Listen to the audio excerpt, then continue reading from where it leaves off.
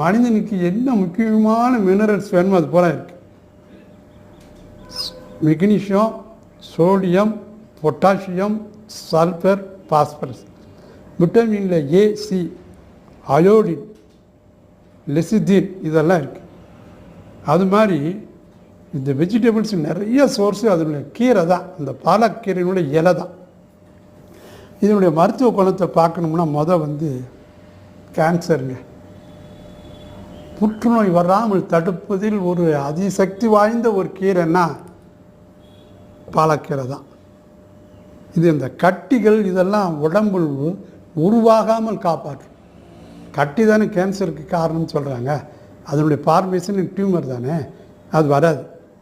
அது வராத அளவுக்கு தடுக்கும். நம்ம சாப்பாட்டில் இதை அடிக்கடி எடுக்கணும் பாலக்கீரை.